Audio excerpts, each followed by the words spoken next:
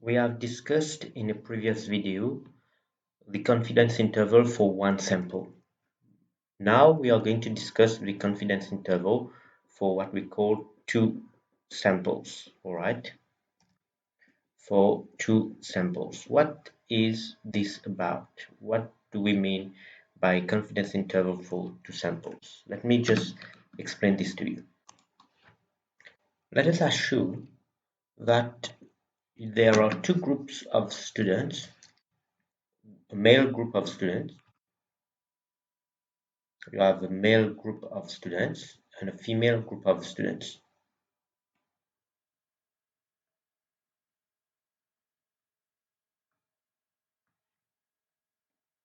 And normally, both of them have a kind of pocket money that they receive, each group, right? Like male receive an average pocket money, a true average pocket money, which we will define as mu m, and female receive an average pocket money, which we will define as mu f. When I talk about male mu m, it represents all the male students, let's suppose of University of Mauritius, all the male students from the University of Mauritius, and we are looking at their average pocket money. This is what it means. The mu m is for all the possible number of male students that you have, and the same thing applies for female. Now, here, one of the previously what we did, we were not really interested in working with two different samples. Like here you have a sample of male and a sample of female, but previously we would have just worked with the pocket money of students mu m. There was no subscript or whatever because there was no need to differentiate any group here. We would have worked with average pocket money of students from the University of Mauritius. And what we will do is that we would want to estimate this true average pocket money. We would want to estimate this true average pocket money. And this is what we did. We did x bar plus or minus z or at times t multiplied by sigma over root n, or it could be multiplied by s over root n or multiplied by s over root n. These are the two different possibilities, z times sigma over root n, etc. So this is what we did. Now, what's going to happen here? Here you are dealing with two possible samples where you have two groups. You have a male and you have female. And now the question that we need to ask ourselves is, are the average pocket money for male and female the same? That is one of the questions that you might be interested in when you have two different groups. In other words, what you are interested in doing is to do a sort of comparison between these two groups. When you just add mu, there is no comparison or anything. But when you have two different groups, logically, the first thing that you would like to do is to compare these two different groups. And here we would like to know whether on average male and female obtain the same pocket money on average. All right, so this is what we would like to do. So in other words, we want to know whether the male and female groups, both of them, have the same pocket money on average. And another way of writing this down is mu m minus mu f equal to 0. That's another way of writing the same thing here. So what is going to happen now? Earlier, we were estimating mu, but now what we want to do is to estimate the difference between these two groups. Like we want to estimate the difference between the average pocket money of male and the average pocket money of female. And if we estimate the difference to be equal to 0, then obviously it means that male and female obtain the same pocket money on average. However, if our estimate is not equal to 0, then it means that male and female do not have the same pocket money on average. So there is a significant difference in their average pocket money between male and female. Now, how do we estimate this mu m minus mu f? So this is what we want to do then. If it is equal to 0, as I said, it means that there is no difference. But the question is, how do I estimate this mu m minus mu f? We have learned how to estimate mu. So we are going to adopt the same principle that we've learned there to estimate mu m minus mu f, of course, under different conditions, just like we did for mu. But before I get into all these details about how to do the computation, let us try to understand a little bit what is going to be the interpretation of the confidence of the estimation that you are going to carry out for that. So the first thing that we need to understand is that we are applying confidence interval for mu m minus mu f. So if we are applying confidence interval for mu m minus mu f, it means that we are going to have confidence intervals that can be computed. We can have different examples of confidence interval. I'm estimating the difference between the average pocket money of male and female at the University of Mauritius. Let's try to get an idea of what kind of confidence interval can be computed. I'll give you just one example, a few, three examples. Let's suppose I get something like 100 and 300.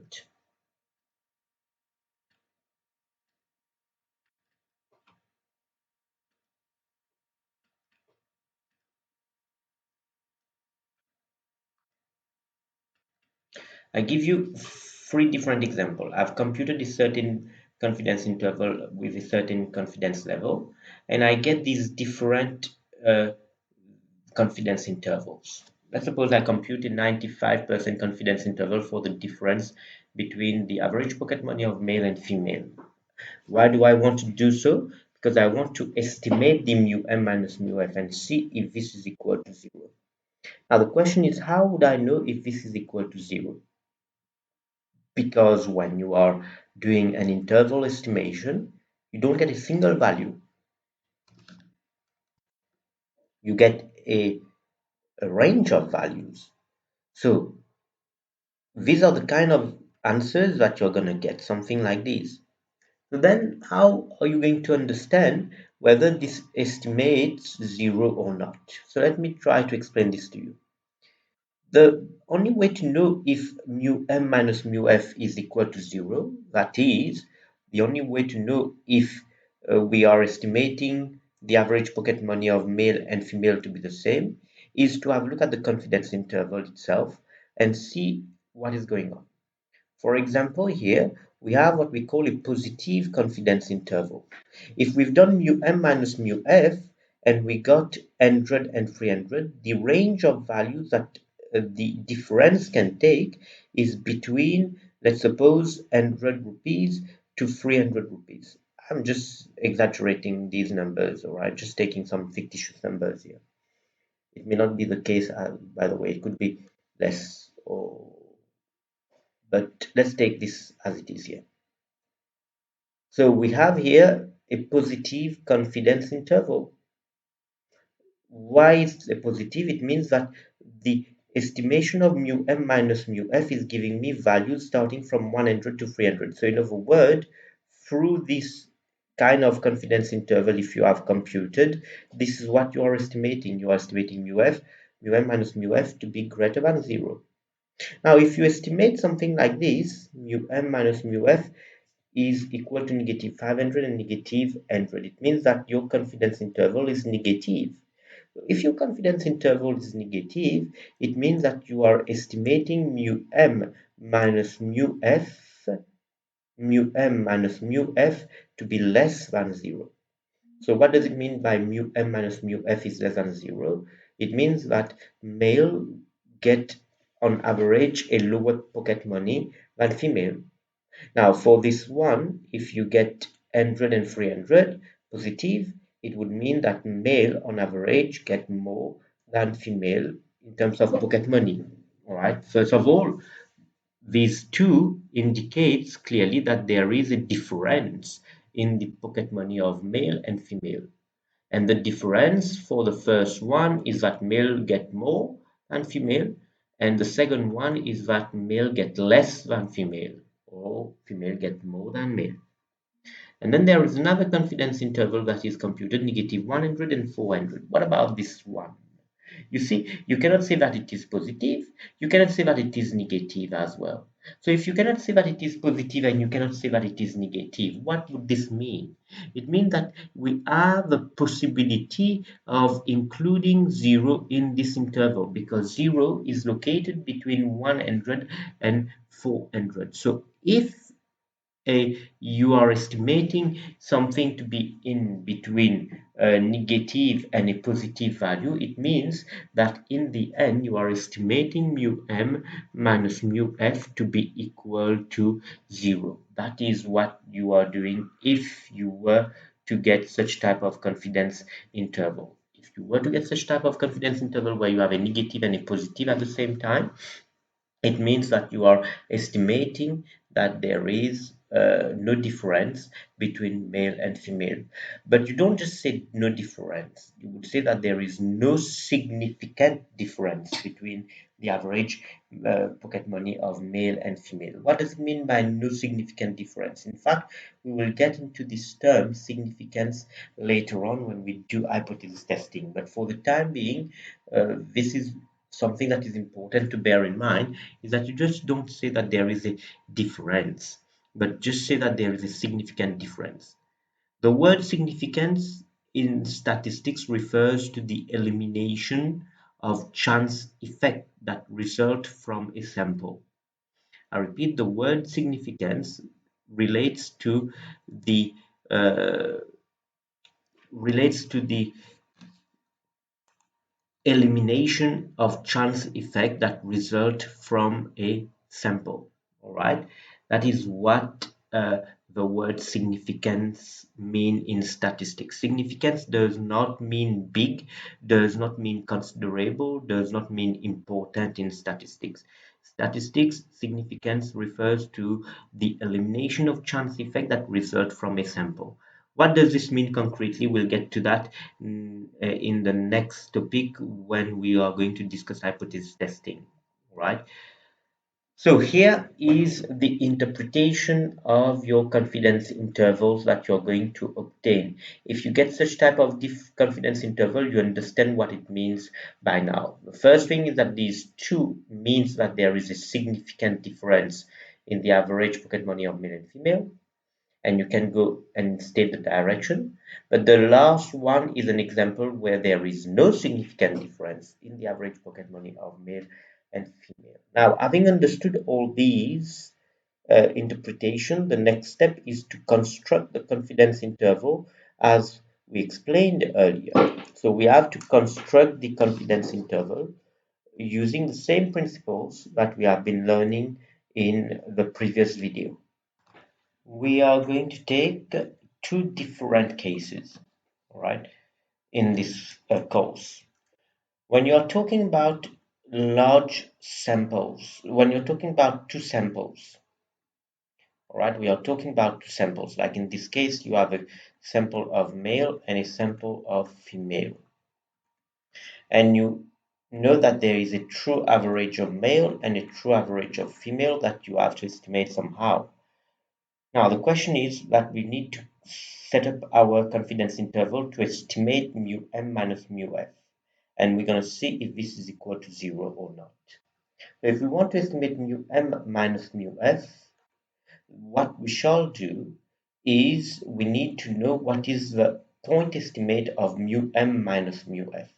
So the point estimate of mu m minus mu f is x bar m minus x bar f, obviously.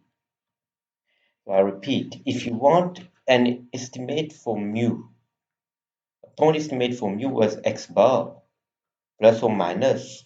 So in this particular setting, when you're talking about a point estimate for mu m minus mu f, the logical approach is to take x bar m minus x bar f. Of course, here you see that there are two different groups, not like in the previous one. And then you still have plus or minus, and then you have your critical value that I'm going to get into in a moment. And then you need to multiply by your standard error. So let me just write this down a little easier. So value times your standard error. So how am I going to determine the critical value and how am I going to determine the standard error? We can take two examples. The first thing is, like we have learned earlier, we need to look at our samples.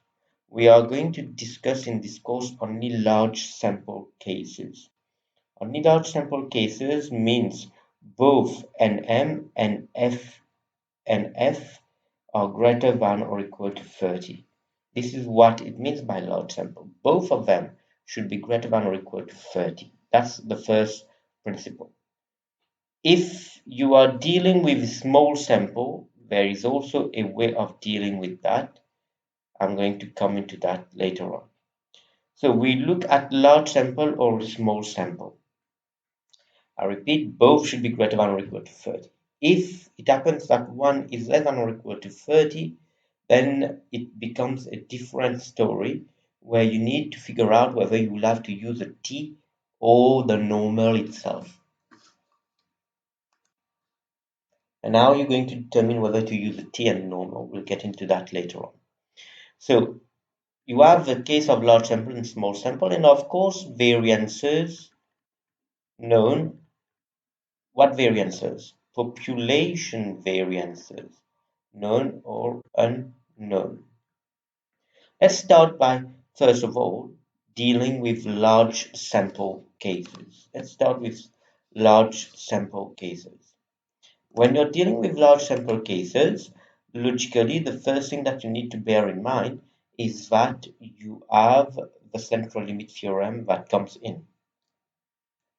So, logically, we are going to take two examples here. Let's talk about large sample first and population variance known or unknown.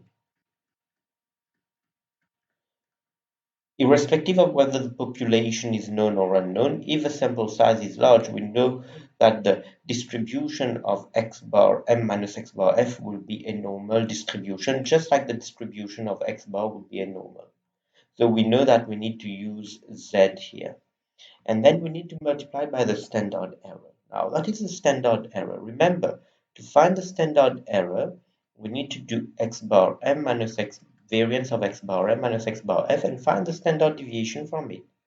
So now the thing that you need to know is that the variance of x bar m is minus x bar f is equal to the variance of x bar m plus the variance of x bar f if and only if um, the two samples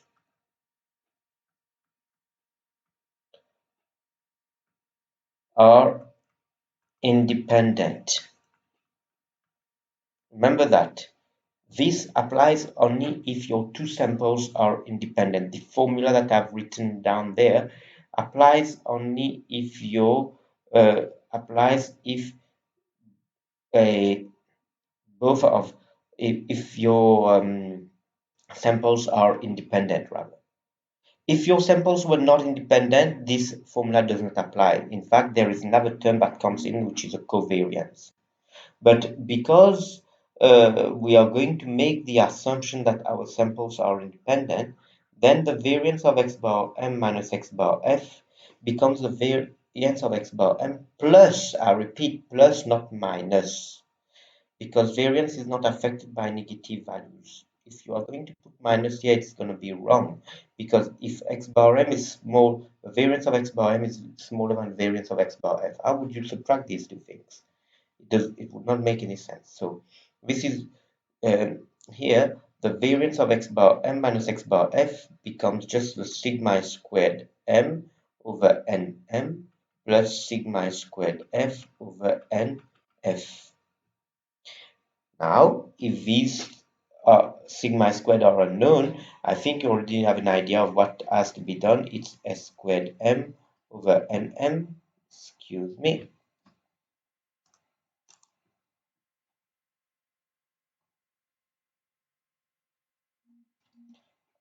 s squared m over nm plus s squared f over nf. So that is what you will get, all right, if the two sample size are large. Now, and if the two sample size are large and the population variance are unknown. known. If the population variances are unknown, that is the are known rather, excuse me. If the population variances are known, then this is the formula that you're going to apply to obtain your standard error, because the standard error becomes what then? The standard error becomes the square root of sigma squared m over nm plus sigma squared f over nf. Just remember that sometimes instead of using sigma squared, you might have to use s squared m and s squared f, because sigma squared m and sigma squared f are not necessarily available. Then you have to use the s squared version of the formula. So what we have just done here is to study the confidence interval computation with regards to two large samples, all right, where the population variance might be known or might be unknown. Now let's take the other example. If the sample size is small, what shall we do? If the sample size is small, if the sample size are small,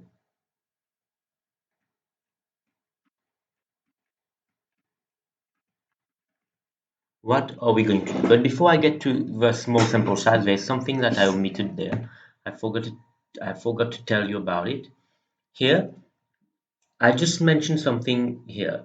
This is possible only if your two samples are independent. This is why when you've got questions where you are dealing with two sample cases, you need to ensure that you do this assumption of independence. Assumption of independence.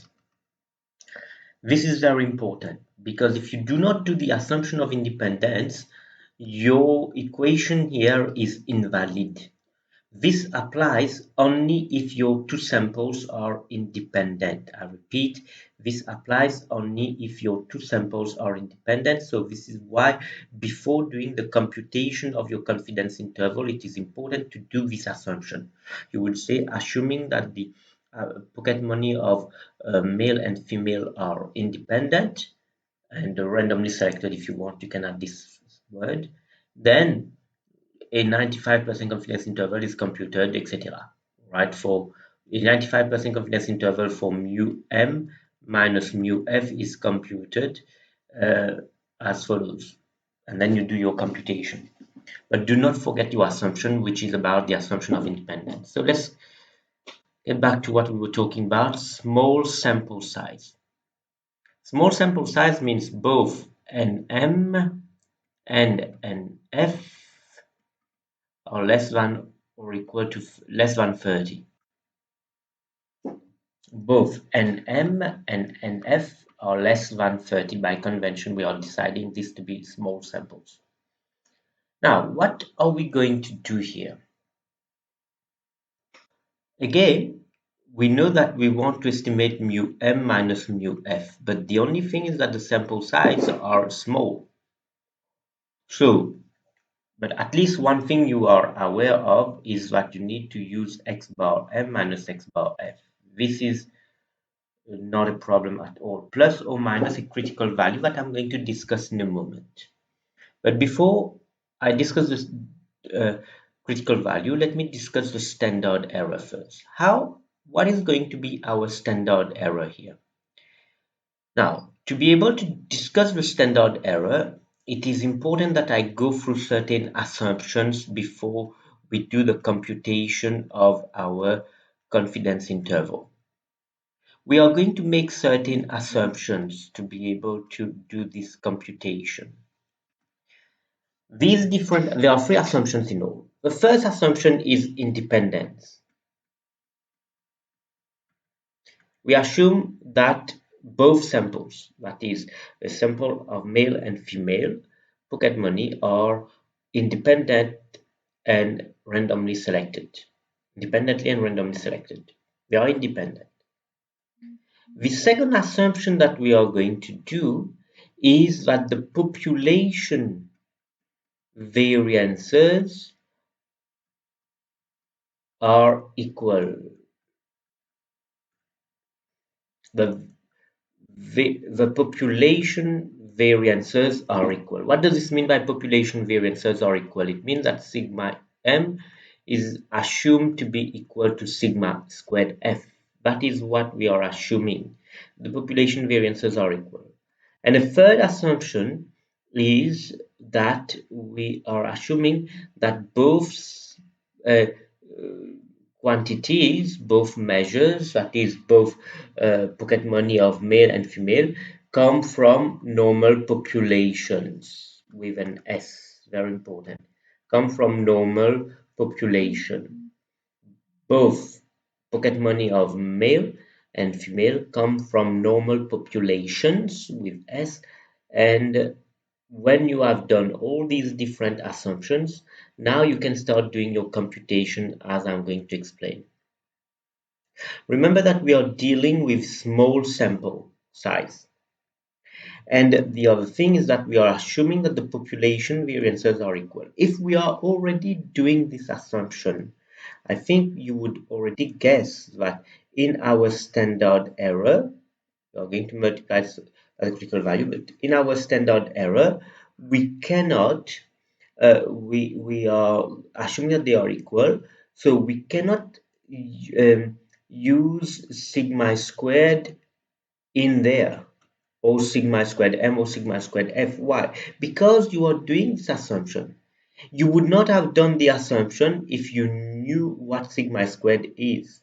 So because you don't know what sigma squared is, this is why you do this assumption that they are equal. So that then you can compute your confidence interval later on.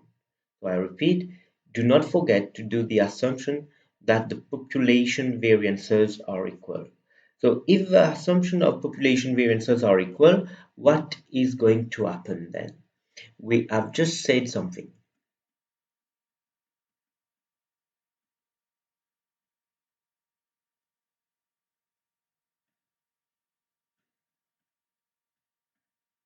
This is what we have said. Now, if we are assuming that both population variances are equal, just try to imagine a moment. There is no need for that subscript m and there is no need for that subscript f because they are equal. And if they are equal, it means that there is only one population variance that can be used to estimate whatever you want to do here. So only one population variance is sufficient because both are equal. So if we have only one population variance, this would mean that we cannot have two different samples Sm and Sf, S squared f, to use in our formula to estimate a single value. That would not make any sense to use two different formulae to be able to estimate only one value. If you have one population variance, we are expected to have one standard, one samples variance to estimate that.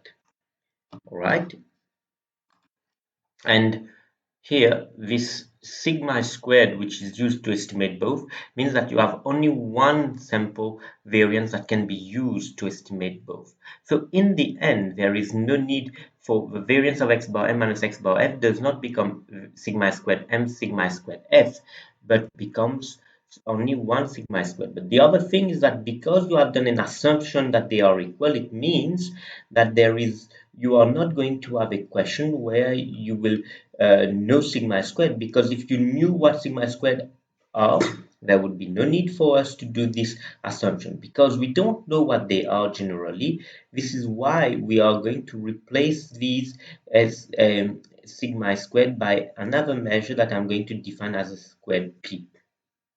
I could have defined it as S squared, but I'm just putting a subscript p there to illustrate something that I'm going to explain in a moment. So in the end, you see that there is S squared p, S squared p. It's only one S squared that is used in the formula. So what is happening here is that you have S squared p into 1 upon m plus 1 upon n f. once s squared p times 1 upon nm plus 1 upon nf. You can take the squared p outside as well. It becomes sp times the root of that. And then you have a critical value. Now, remember something, as I said to you, because you have assumed that the population variances are equal, it means that you don't know the population variances. So in other words, you're going to use sample variances. So if you use sample variances, bear in mind that there is one particular distribution which is appropriate, and this is the t distribution. So we are going to use the t distribution in our confidence interval if we are if we are dealing with two small samples where nm and nf are less than 30. That is a little bit how you construct this confidence interval. The next question is, what is this s squared? Many of you are asking yourself, but what is this s squared p? Right? This s squared p is what? The s squared p is only one value that you are going to use to estimate a single population variance.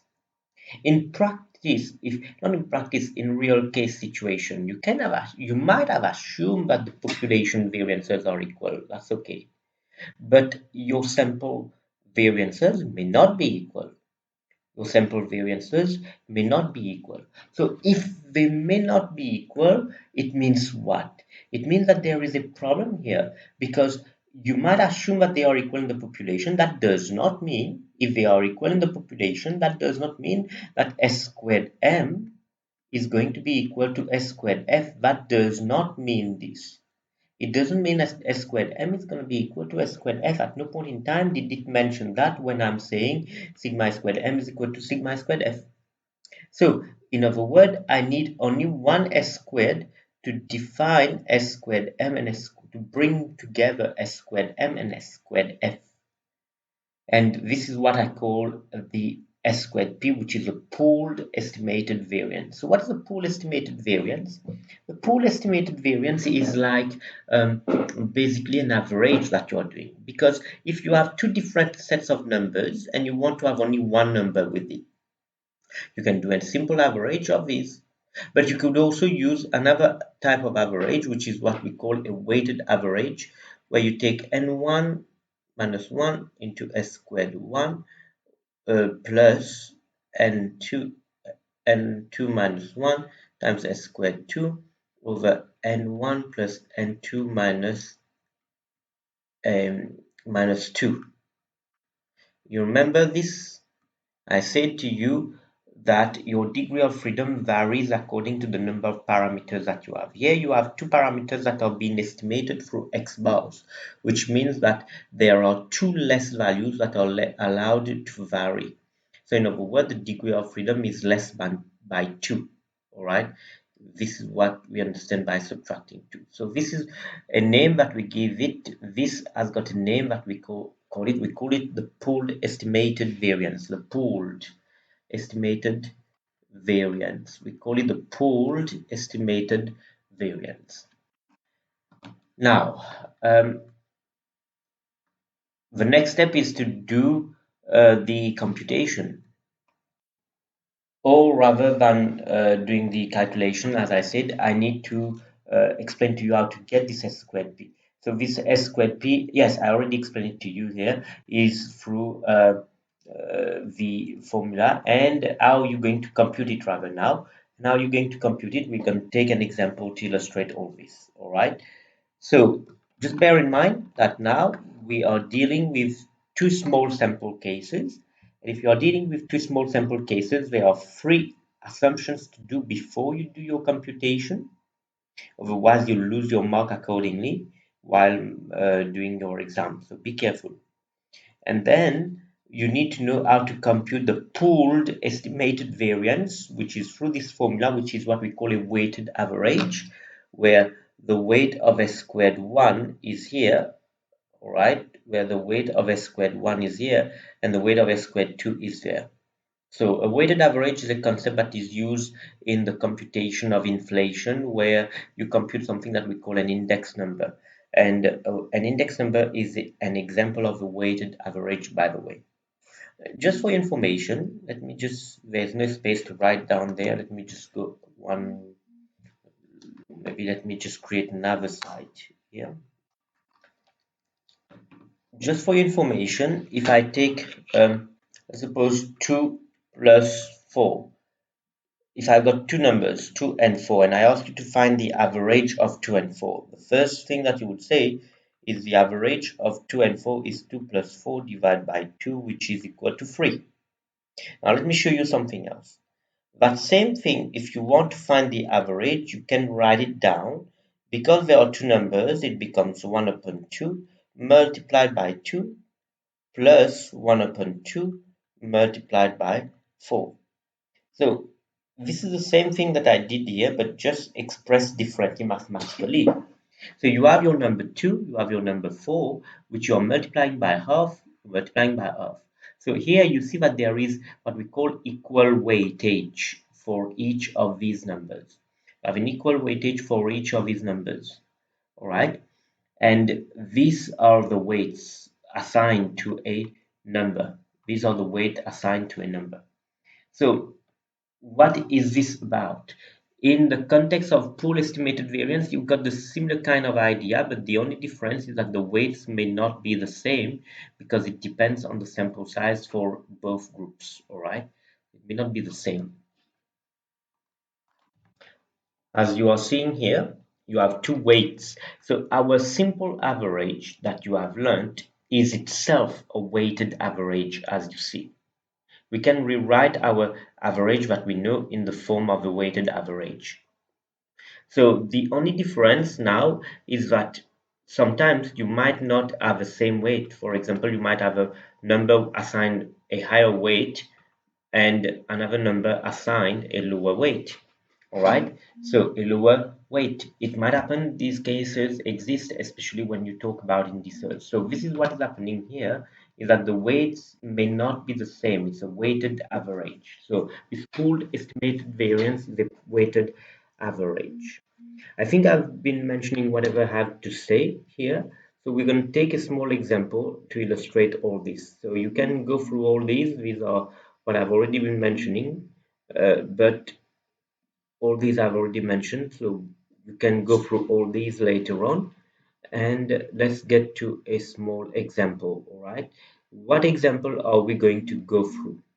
We are going to go through the example as follows. Let me just create a slide first of all. So as I said to you, all these I've already discussed right now, so you can go through them.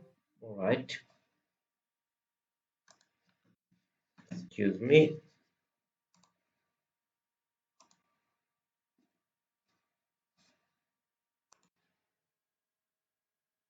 So we're going to take a small example. Again, the average pocket money of, excuse me, the average pocket money of male and female student, right?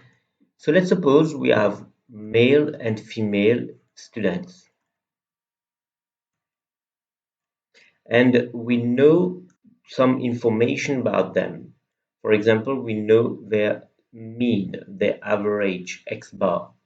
Let's suppose male on average received 500 rupees per week, suppose per week, all right?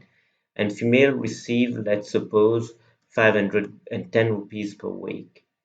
And then you have a sample standard deviation for male and female. Suppose the standard deviation for male is like 50, and the standard deviation for female is like 10. And we also know the sample size, which does not need to be equal, by the way. You can have 20 here, and you can have, let's suppose, 15 here.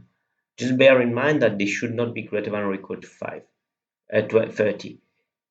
To work out, no, not it should not be equal. If it is greater than or equal to 30, you have a way of proceeding. But if it is less than 30, you have another way of proceeding, and this is what I'm explaining now. Both are less than 30. This is less than 30, this is less than 30. What do we do then? We're going to compute our confidence interval, which state that we need to read if there is any assumption first of all.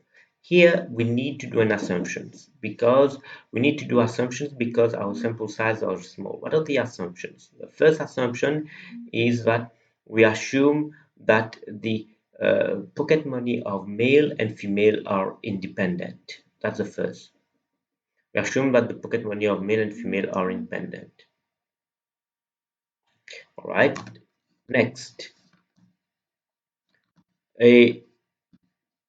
we also said that if the sample size are small, there are other assumptions that we have to do. Assuming that the a population variances are equal is 1. Assuming that both the sample of pocket money for male and female come from normal populations, that is, assuming that pocket money comes for male and female come from normal populations with S, and they are independent, the pocket money are independent, and the population variances of the pocket money are equal. These are the different assumptions that we have to do here because the sample size are small. If the sample size are small, well, not small, there were no need for us to do all these different assumptions. So let me repeat these three assumptions. The first one is assuming that the pocket money comes from normal population, comma, they are independent, comma, and they their population variances are equal, and their population variances are equal, then a 95% confidence interval for mu1, excuse me, for mu m minus mu f is given by. But before you do all these assumptions and anything, do not forget to say let mu m and mu f, let mu m and mu f be the true average pocket money of male and female students. All right, let mu m and mu f be the true average pocket money of male and female students. You do your assumptions. You say a 95% confidence interval for mu m minus mu f is given by. Then you start by writing down these different information. You said mu m minus mu f, so it's 500 minus 510. Then what you are going to do, plus or minus a critical value that you're going to obtain from the t distribution. I already explained that to you, but I'm not going to get into the detail except explaining to you the degree of freedom for the t. The degree of freedom for the t distribution is n1 plus n2 minus 2, all right? That is 33. 35 minus 2, which is 33. So this is the degree of freedom that you will have to go and identify in your statistical table. And obviously, if you are computing a 95% confidence interval, your Q should be 0.025.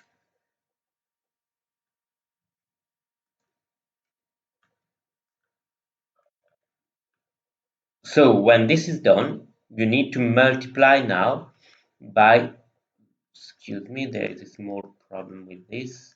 Now you need to multiply by what?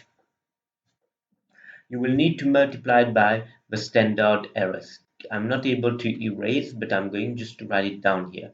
The standard error. But to find the standard error, we need to find S squared P first. S squared P is equal to what?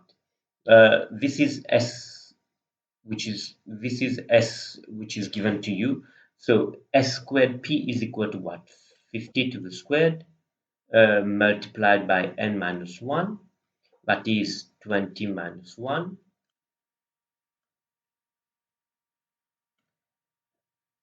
20 minus 1, plus you are going to take the second variance, which is 10 to the squared multiplied by 10 to the squared multiplied by excuse me, 10 to the squared multiplied by the sample size, which is 15 minus 1, divide by 20 plus 15 minus 2. So you will get the standard this s squared p, which you are going to put here, multiplied by 1 upon nm, that is multiplied by 1 upon a 20 plus 1 upon 15.